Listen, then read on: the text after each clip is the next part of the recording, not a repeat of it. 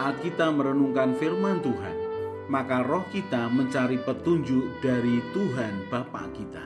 Saat kita merenungkan firman Tuhan, saat itulah frekuensi hati kita terhubung dengan frekuensi hati Tuhan, sumber kehidupan, jalan dan kebenaran yang sejati. Dan petunjuk yang didapat roh kita dari kebenaran firman Tuhan akan mengajar kita, menyatakan kesalahan kita, memperbaiki kelakuan kita, dan mendidik kita dalam kebenaran. Maka ketika kita melakukan kebenaran Tuhan, hidup kita akan menjadi terang dan garam bagi siapapun di sekeliling kita. Kalau setiap hari kita belajar firman Tuhan, maka hidup kita ini dijagai untuk selalu berada dalam kehendak Tuhan. Ku ikuti panggilanmu, ku percaya.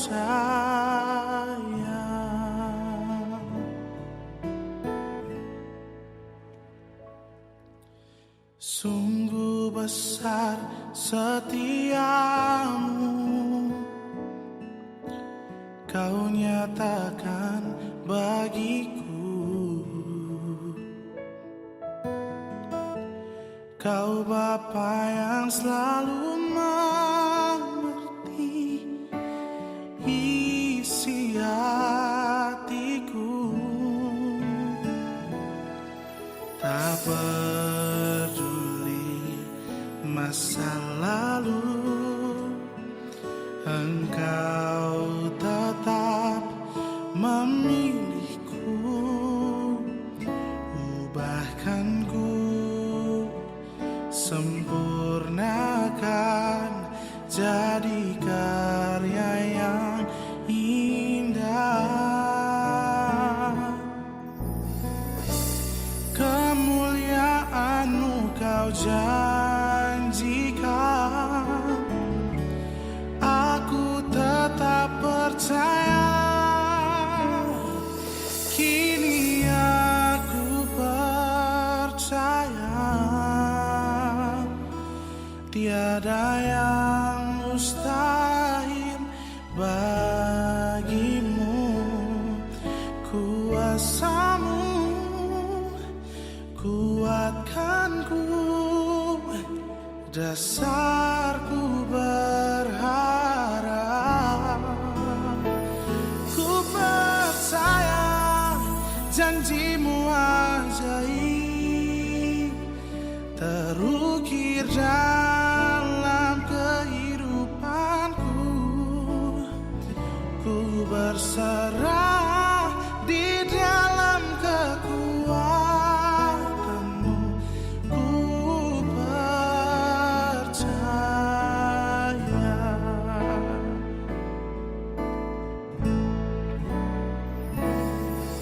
Tak akan ku takut, tak akan ku gentar. Kaulah imanku, Kaulah Tuhanku.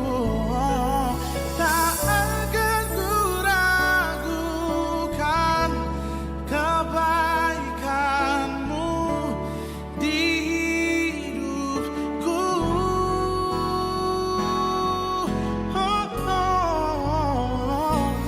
Kini aku percaya, tiada yang mustahil bagimu. Kuasa-Mu kuatkanku, dasarku berharap.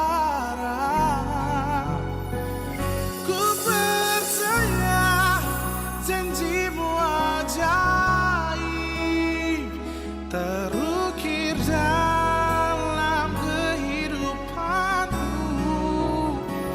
Ku berserah di dalam kekuatan-Mu. Ku percaya. Ku berserah di dalam kekuatan-Mu. Ku kan setia sampai akhir hidup. Ku ikuti panggilanmu, ku percaya.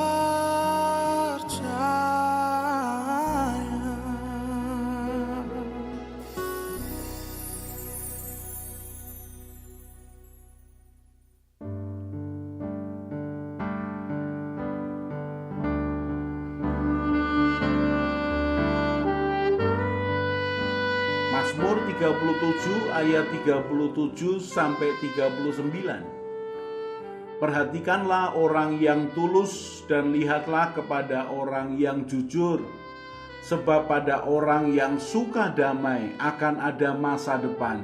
Tetapi pendurhaka akan dibinasakan bersama-sama, dan masa depan orang-orang fasik akan dilenyapkan. Orang-orang benar diselamatkan oleh Tuhan. Ia adalah tempat perlindungan mereka pada waktu kesesakan.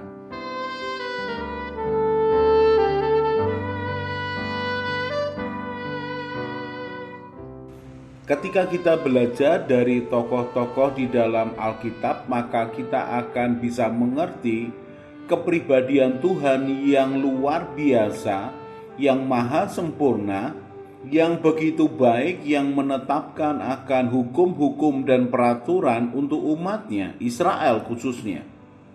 Dari tokoh-tokoh Alkitab di dalam Perjanjian Baru dan Perjanjian Lama, kita belajar kepribadian Tuhan. Dan kita juga belajar dari keanekaragaman para tokoh Alkitab, para nabi-nabi, para hamba-hamba Tuhan ini yang mentaati Tuhan dengan segala karakternya. Dari setiap karakter para tokoh Alkitab, kita belajar untuk tidak melakukan kesalahan yang dilakukan mereka. Alkitab adalah buku yang mengandung kebenaran yang berisi tentang fakta kehidupan Tuhan dengan umatnya. Dan kalau kita membuka hati, membuka pikiran untuk belajar dari para tokoh Alkitab ini, maka kita akan bisa mengerti bagaimana Tuhan bekerja melalui mereka di tengah-tengah orang Israel, di tengah-tengah umatnya.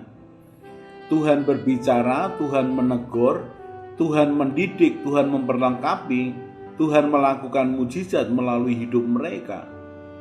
Kali ini kita akan belajar tentang Nabi Elia. 1 Raja-Raja 17 ayat yang pertama mulai, lalu berkatalah Elia orang Tisbe dari Tisbe Gilead kepada Ahab, demi Tuhan yang hidup, Allah Israel yang kulayani, sesungguhnya tidak akan ada embun atau hujan pada tahun-tahun ini, kecuali kalau kukatakan. Kemudian datanglah firman Tuhan kepadanya, pergilah dari sini, berjalanlah ke timur dan bersembunyilah di tepi sungai Kerit, di sebelah timur sungai Yordan. Engkau dapat minum dari sungai itu, dan burung-burung gagak telah kuperintahkan untuk memberi makan engkau di sana.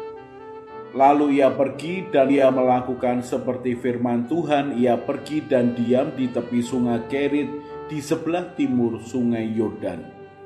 Saudaraku, kalau kita membaca akan 1 Raja-Raja 17 ayat yang pertama sampai dengan ayat yang kelima, maka kita melihat sesuatu yang sedikit aneh, karena Elia mendapatkan akibat dari nubuat yang dia sampaikan. Ketika dia berkata kepada Ahab, dia mengatakan bahwa demi Tuhan yang hidup, Allah Israel yang kulayani, tidak akan ada embun atau hujan pada tahun-tahun ini kecuali kalau kukatakan. Sungguh penyataan dari Nabi Tuhan yang sangat berani, bahwa tidak akan ada embun atau hujan sampai dia, Elia, mengatakannya. Pesan Tuhan ini tidak akan membawa pada kesadaran kebesaran Tuhan sampai kenyataan dari pesan ini dialami oleh orang Israel. Kekeringan merajalela di mana-mana, kemudian terjadilah kelaparan di tengah-tengah bangsa Israel. Dari 1 Samuel 17 ayat yang pertama, sepertinya kita melihat bahwa Nabi Elia dipakai Tuhan untuk menghukum orang Israel dan Nabi Elia mencelakakan orang Israel.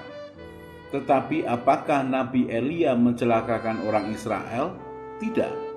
Bukan Nabi Elia yang mencelakakan Israel, tetapi Raja Israel lah yang mencelakakan bangsa Israel. Kita bisa lihat itu di dalam 1 Raja-Raja pasal yang ke-18, mulai ayat yang ke-16. Lalu pergilah Obadya menemui Ahab dan memberitahukan hal itu kepadanya. Kemudian Ahab pergi menemui Elia. Segera sesudah Ahab melihat Elia, ia berkata kepadanya, "Engkaukah itu yang mencelakakan Israel?" Jawab Elia kepadanya, "Bukan aku yang mencelakakan Israel, melainkan engkau ini dan kaum keluargamu, sebab kamu telah meninggalkan perintah-perintah Tuhan dan engkau ini telah mengikuti para Baal." Elia menyampaikan kepada Raja Ahab, Raja Israel, bahwa pesan yang disampaikan kepada Ahab dan Israel bukan karena Tuhan ingin mencelakakan bangsa Israel, tetapi karena Tuhan menghukum akan Israel karena meninggalkan perintah Tuhan dan kemudian rajanya mengikuti Baal. Israel meninggalkan Tuhan sehingga Tuhan menimpakan akan hukuman supaya hati orang-orang Israel kembali kepada Tuhan. Tetapi ada beberapa hal yang menarik ketika Elia mendapatkan akibat dari nubuatannya. Bagaimanapun seluruh Israel tidak ada hujan, tidak ada embun, kekeringan dan mulai kelaparan. Lalu mulailah perjalanan pribadi seorang Elia dengan Tuhan.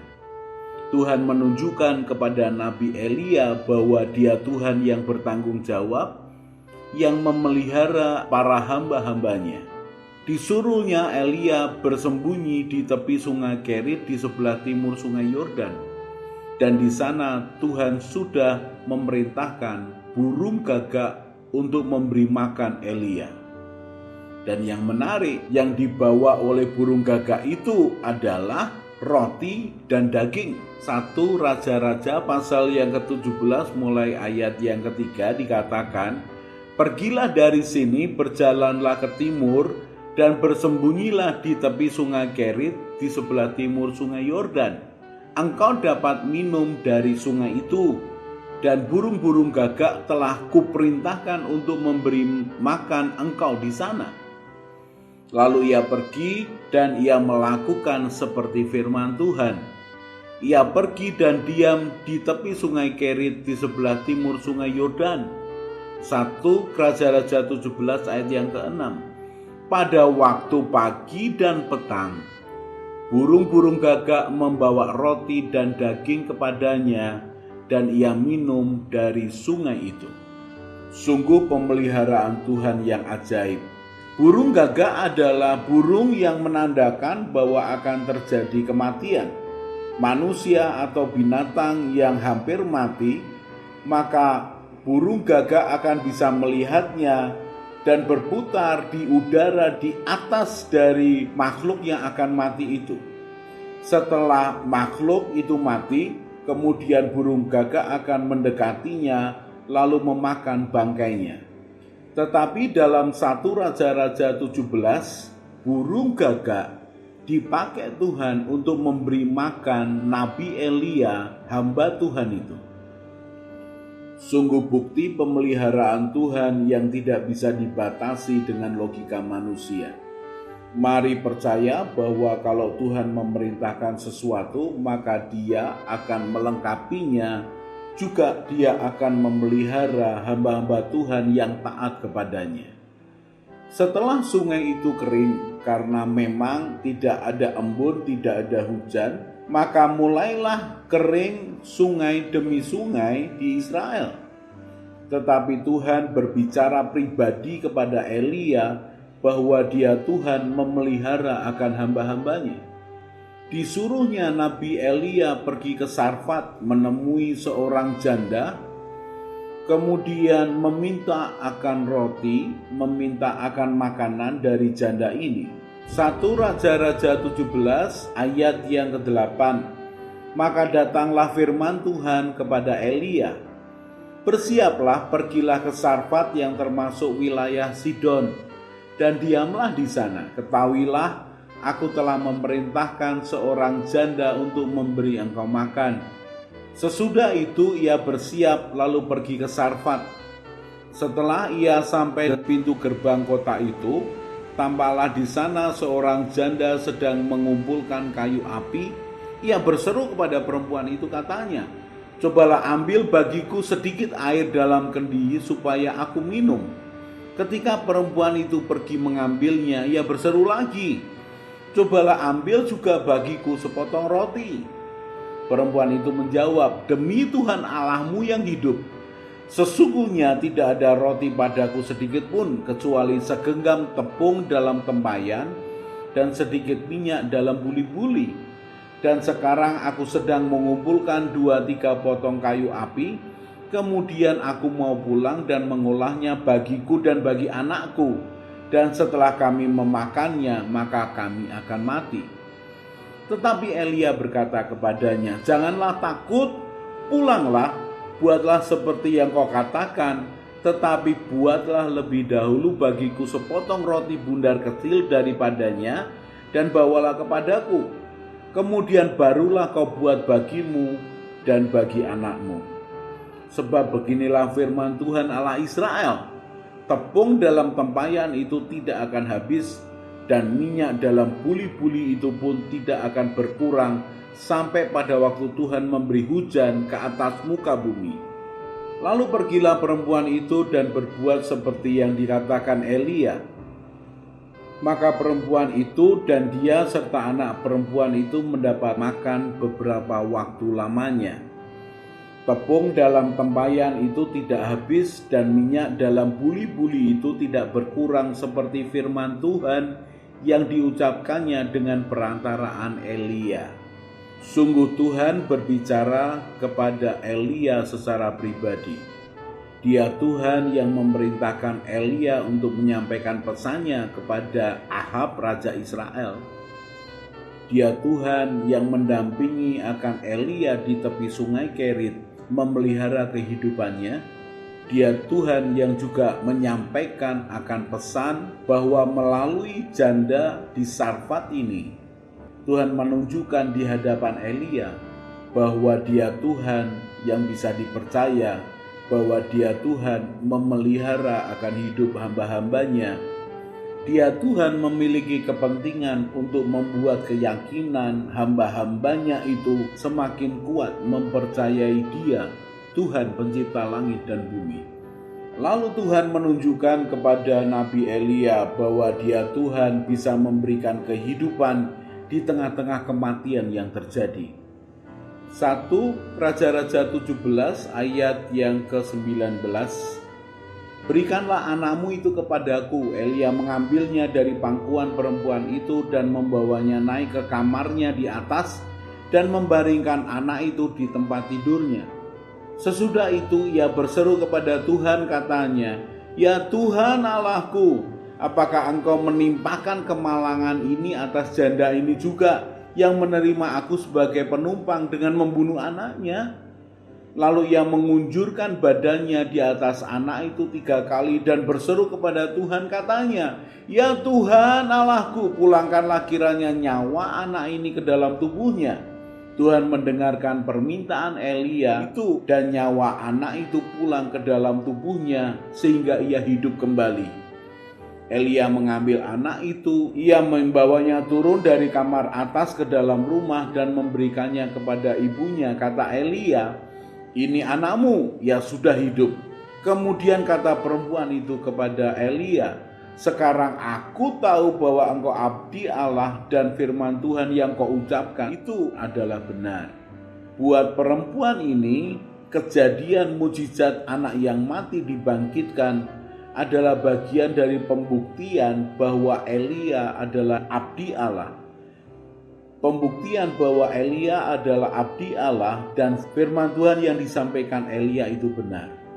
Tetapi buat Elia, mujizat Tuhan yang membangkitkan anak itu adalah untuk membangkitkan mentalnya, membangkitkan imannya kepada Tuhan yang menyuruhnya.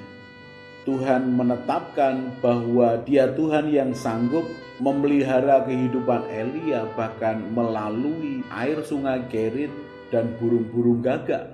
Dan Tuhan juga menyampaikan bahwa apa yang disampaikannya terjadi ketika tepung dalam tempayan dan minyak dalam buli-buli itu tidak berhenti mengeluarkan minyak dan mengeluarkan tepung.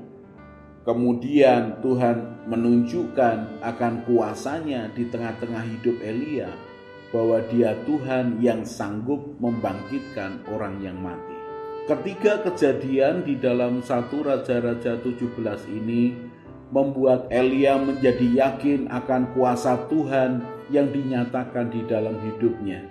Sehingga kemudian kita tahu di dalam 1 Raja-Raja pasal yang ke-18 ada demonstrasi kuasa Tuhan yang dinyatakan melalui Nabi Elia di hadapan Raja Ahab dan ratusan nabi-nabi Baalnya. Dari peristiwa demi peristiwa yang dialami oleh Nabi Elia, kita tahu bahwa Tuhan berkepentingan untuk membangun iman, membangun keyakinan, membangun mental para hamba-hambanya, supaya sanggup melakukan kebenaran firman Tuhan dan supaya sanggup menunjukkan akan demonstrasi kuasa Tuhan. Tuhan memberikan pengalaman demi pengalaman rohani kepada Elia, supaya Elia memiliki keberanian menghadapi Raja Ahab dan para nabi-nabi Baalnya. Tuhan menyiapkan para hamba-hambanya untuk melakukan sesuatu yang besar sesuai dengan rencananya yang mulia. Mari kita hadapkan hati dan hidup kita ini kepada Tuhan. Jika kita menginginkan dipakai Tuhan, mari izinkan Tuhan untuk membangun di dalam hidup kita pengalaman demi pengalaman yang menunjukkan bahwa Dia Tuhan yang sanggup untuk memelihara kehidupan kita, yang sanggup untuk melakukan mujizat, bahkan Dia Tuhan yang sanggup mengalahkan kematian dan kemudian memberikan kehidupan. Mari izinkan Tuhan melakukan sesuatu yang ilahi dalam hidup kita, supaya dibangunnya iman di dalam hidup kita untuk dipakai Tuhan lebih lagi dan lebih lagi melalui caranya untuk kemuliaan nama-Nya.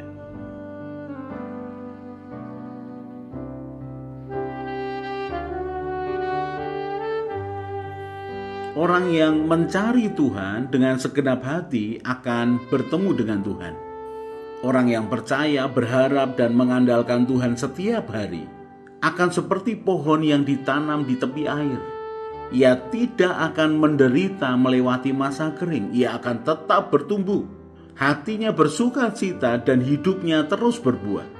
Karena harapannya kepada Tuhan Yesus yang telah menyelamatkan hidupnya. Dia hidup penuh iman dan semangat. Dan dia akan tertawa tentang masa depannya. Dia akan terus berjalan bersama Tuhan. Semakin kuat, semakin semangat. Mari kita berdoa. Tuhan Yesus, terima kasih untuk kebenaran firman. Tuhan Yesus, berikanlah kerelaan dan kesetiaan yang sama ketika Engkau melaksanakan tugasmu di dunia, supaya aku juga rela dan setia melakukan kehendak Bapa. Tuhan Roh Kudus penolongku, ajari aku semakin mengenal Tuhan Yesus dan mengenal Bapa surgawiku, supaya hidupku sesuai dengan rencana-Mu ya Tuhan, dan memuliakan nama-Mu. Bahwa aku berjalan mengikuti jejak-Mu ya Tuhan Yesus, Gembalaku yang baik. Ajari aku berjalan bersama Tuhan senantiasa. Amin. Saya Yosea Kristiono, Gembala Jemaat GKI Injil Keselamatan Semarang. Tetap percaya, tetap semangat. God bless.